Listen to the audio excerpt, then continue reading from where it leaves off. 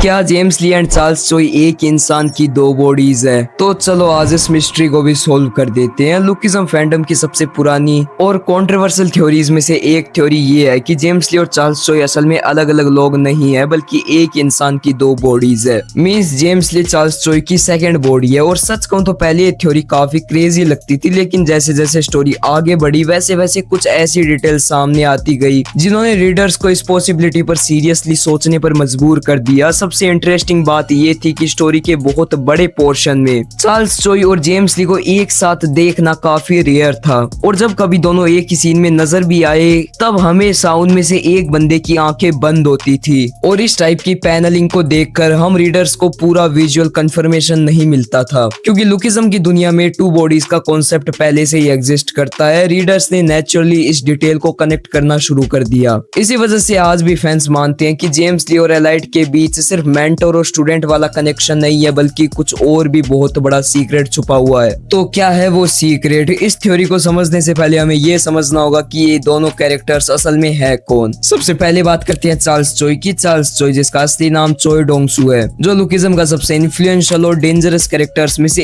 एक है। वो एचएनएच ग्रुप के सीईओ है और क्रिस्टल चोई के फादर भी। सबसे इंपॉर्टेंट बात ये है कि वो उन कुछ लोगों में शामिल है जिन्होंने डैनियल पार्क के टू बॉडीज का सीक्रेट पता है। चार्ल्स को हमेशा एक मास्टरमाइंड के रूप में दिखाया गया है। वो खुद फ्रंट लाइन में कम ही दिखता है, लेकिन स्टोरी के पीछे चलने वाले लगभग हर बड़े इवेंट में उसका हाथ होता है। फर्स्ट जनरेशन के दौरान गैब्रियो किम की डेथ के पीछे भी चार्ल्स का नाम जुड़ा जाता है। यूजिन के स्टेटमेंट और स्टोरी के हिंट से ये पता चलता है कि चार्ल्स ने जेम्स का इस्तेमाल करके अपने सबसे बड़े राइवल को रास्ते से हटाया था। मतलब राइवल तो नहीं बोल सकते, अब जो भी बोलो, बट चार्ल्स ने जेम्स का यूज करके गैब्रियो किम को अपने रास्ते से हटाया। बाद में Hunt for gun park arc के दौरान रेड पेपर के रिवील होने के साथ चार्ल्स के कई पुराने राज सामने आए, जैसे कि उसने यामाजाकी के साथ डील साइन कर रखी थी, और तब चार्ल्स ने दुनिया के सामने अपनी जान दे दी। सेकंड, जेम्स ली डीजी, जिसे पूरी दुनिया डीजी या डिएगो कैंग के नाम से जानती है। वो कोरिया का सबसे सक्सेसफुल आइडल्स में से एक है और पीडजे एंटरटेनमेंट के हेड भी है। लेकिन डीजी बनने से पहले वो था James Lee, the legend of first generation. और लुकिज्म की हिस्ट्री में जेम्स ली का नाम एक लेजेंड की तरह लिया जाता है। फर्स्ट जनरेशन के दौरान उसने अकेले ही पूरी जनरेशन के बैलेंस को हिला दिया था। रीजन किंग्स को डिफीट करना, उनके बॉडी पार्ट्स को कलेक्ट करना, मतलब फर्स्ट जनरेशन में आतंक फैला दिया था। जैसे गब्बर आ जाएगा वैसे ही फर्स्ट जनरेशन में नाम चलता था कि जेम्स ली आ जाएगा। और पूरी जनरेशन ऑफ सर्कल्स को प्रैक्टिकली एक एज तक ले जाना कोई नॉर्मल अचीवमेंट नहीं थी। तेसुमा, गोंग शोबजी, शोंगजी युक, शोकड़ू वैंग, जी चैंग क्वैक, उनके अगेंस्ट उसकी फीट्स काफी कमाल की है। जेम्स का फाइटिंग स्टाइल भी काफी यूनिक है। Invisible attacks, unbelievable speed, perfect timing और बिल्कुल फ्लॉलेसली फाइट करना कॉम्बैट आईक्यू के साथ उसे लुकिज्म के स्ट्रॉन्गेस्ट फाइटर्स में से शामिल कर देता है। इसी वजह से आज भी रीडर्स उसे पूरी सीरीज का स्ट्रॉन्गेस्ट कैरेक्टर्स में काउंट करते हैं। तो फिर बात करते हैं कि जेम्स ली चार्ल्स चोई की सेकंड बॉडी है। ये थ्योरी कहां से आई? तो इस थ्योरी के पीछे एक या दो नहीं बल्कि काफी सारी ऑब्जर्वेशंस का हाथ है। सबसे पहले लॉलीपॉप कनेक्शन। चार्ल्स चोई को अपने प्राइम में कई बार लॉलीपॉप या फिर कैंडी के साथ दिखाया गया है। और इंटरेस्टिंग बात ये है कि फर्स्ट जनरेशन के टाइम हमारे जेम्स ली को भी सेम सीन में कैंडी के साथ दिखाया गया है। दोनों का स्टाइल, दोनों का खड़े रहने का तरीका काफी सिमिलर था। ये डिटेल छोटी लग सकती है, लेकिन पीडीजे सेंसे अक्सर इसी तरह की विजुअल डिटेल से फ्यूचर फोरशैडोइंग करते हैं। इसी वजह से रीडर्स ने सिमिलरिटी को सीरियस लेना स्टार्ट कर दिया, जैसे कि दोनों का इनविजिबल अटैक, दोनों का स्टैंस, दोनों का खड़े रहने का तरीका और भी बहुत कुछ। सेकंड ऑब्जर्वेशन, रेयरली एक साथ नजर आना। दूसरा और सबसे फेमस पॉइंट ये है कि चार्ल्स और जेम्स को एक साथ बहुत ही कम दिखाया गया है, लाइक एक फ्रेम में। और जब भी दिखाया गया है तब कई बार रीडर्स ने ये चीज नोटिस की है कि उनमें से किसी एक की आंखें बंद थी या पैनलिंग थोड़ी अनयूजुअल थी। इस ऑब्जर्वेशन ने थ्योरी को और फ्यूल दिया, तो लोगों को ऐसा लगने लगा कि पीडीजे जानबूझकर रीडर्स को डायरेक्ट कंफर्मेशन नहीं देना चाहता।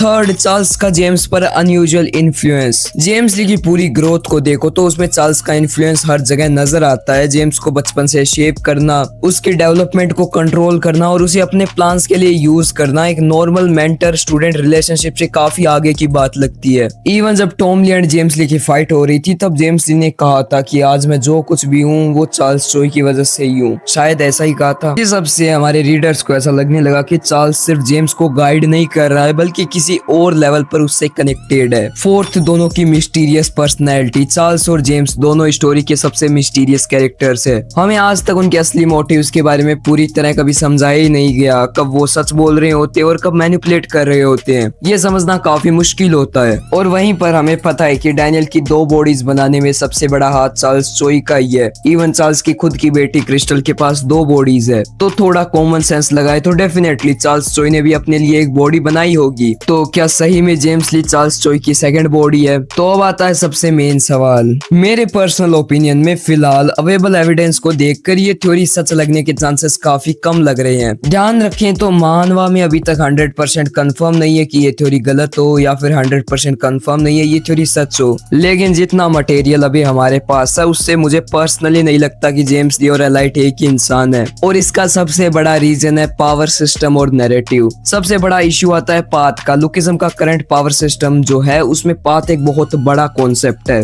पाथ अचीव करना मतलब अपनी खुद की फाइटिंग आइडेंटिटी और डायरेक्शन को अनलॉक करना। जेम्स ली एक पाथ यूजर है, इवन वो एक नॉर्मल पाथ यूजर नहीं है, उसने अपने पाथ को मास्टर तक कर रखा है। उसकी फाइटिंग स्टाइल, उसकी ग्रोथ रेट और उसकी पोर्ट्रेयल सब कुछ इसी तरफ पॉइंट करता है। जेम्स ली एक लेजेंड है जो रियल टाइम में अपने फाइट से सीखता है, ग्रो करता है। वहीं एलाइट के केस में मुझे ऐसा कुछ नहीं दिखता। एलाइट को हमेशा जीनियस, स्ट्रेटजिस्ट और टॉप टियर फाइटर के रूप में जरूर प्रेजेंट किया गया है, लेकिन उसे कभी पाथ के रिप्रेजेंटेशन में काउंट नहीं किया गया। ना ही उसे गैप्रोंग, किम, जिन न्यूजिन, शिंगेन यामाजाकी, शोंग ज्यूक या जेम्स की तरह पोर्ट्रे किया गया है। इसी वजह से मेरे लिए ये मानना थोड़ा मुश्किल हो जाता है कि दोनों असल में एक इंसान है। ऑल्सो अगर मैं एक और थ्योरी रखूं अपने हिसाब से, तो देखो जिन्यूंग पार्क ने कहा था कि चार्ल्स चोई मरा नहीं है, वो भी जिंदा है। तो शायद से हम ऐसा आइडिया लगा सकते हैं कि जिन्यूंग पार्क को चार्ल्स की सेकंड बॉडी के बारे में थोड़ा बहुत पता होगा। और अगर जिन्यूंग पार्क को पता है कि जेम्स ली चार्ल्स चोई की सेकंड बॉडी है, लाइक उसे एक बहुत बड़ा सीक्रेट पता है जो वो लेटेस्ट चैप्टर में बताने भी वाला था, पर तभी जेम्स ली ने उसका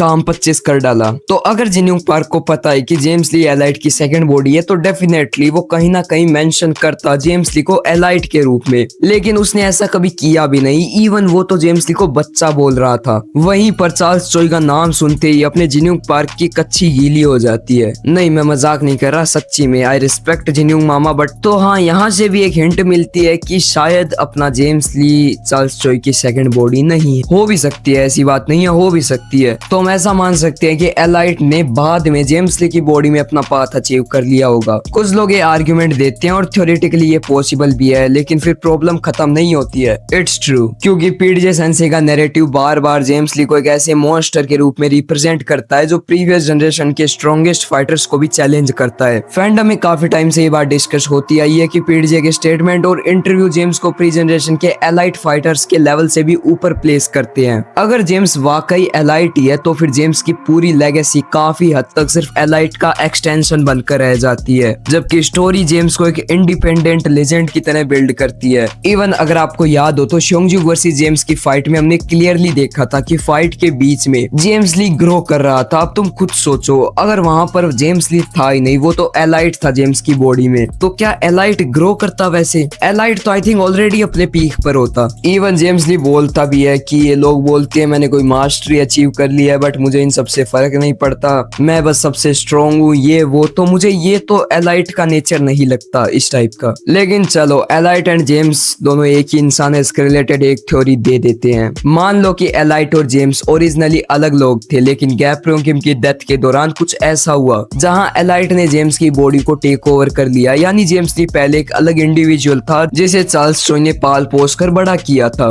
बट फिर किसी पॉइंट पर एलाइट ने उस बॉडी पर कंट्रोल हासिल कर लिया। लेकिन क्या सही में जेम्स एलाइट की सेकंड बॉडी है? ये 100% डिसाइड करने के लिए हमें कोई परफेक्ट एविडेंस चाहिए जो हमें अभी तक मानवा में नहीं दिया गया है। तो 100% तो कहीं भी श्योर नहीं है, बट मेरे पॉइंट्स के अकॉर्डिंग हाँ, पर्सनली जेम्स एलाइट की सेकंड बॉडी नहीं है। बट ये सिर्फ पर्सनल ओपिनियन है, आपका पीओवी डिफरेंट हो सकता है और मैंने मेरे पीओवी के लिए रीजंस भी दिए हैं। अब वहीं पर मैं बात करूं तो हाँ, पीडीजे ने जानबूझकर दोनों कैरेक्टर के बीच में काफी सारे पैरेलल्स क्रिएट किए हैं, जैसे कि उनकी हैबिट्स एक साथ नजर रेयरली आना, मिस्टीरियस बिहेवियर, लेकिन ये सब सस्पेंस बिल्ड था। और वहीं पर हैबिट्स की बात करूं तो बचपन से ये एलाइट ने ही जेम्स को बड़ा किया है, तो हैबिट्स का सेम होना तो नेचुरल चीज है। बट हाँ, अभी कुछ कहा नहीं जा सकता 100% कंफर्मेशन के साथ। लेकिन पावर स्केलिंग, पाथ नैरेटिव और जेम्स ली की इंडिपेंडेंट पोर्ट्रेल को देखते हुए मुझे पर्सनली लगता है जेम्स और एलाइट अलग अलग इंडिविजुअल है। हाँ, एलाइट कमबैक कर सकता है but not as James Lee. By the way, तुम्हारी क्या ओपिनियन है? Tell me in the comments. मैं मिलता हूँ तुमसे नेक्स्ट वीडियो में। में मेरी बातों को सीरियस कम लेना। Bye bye, tata, sayonara.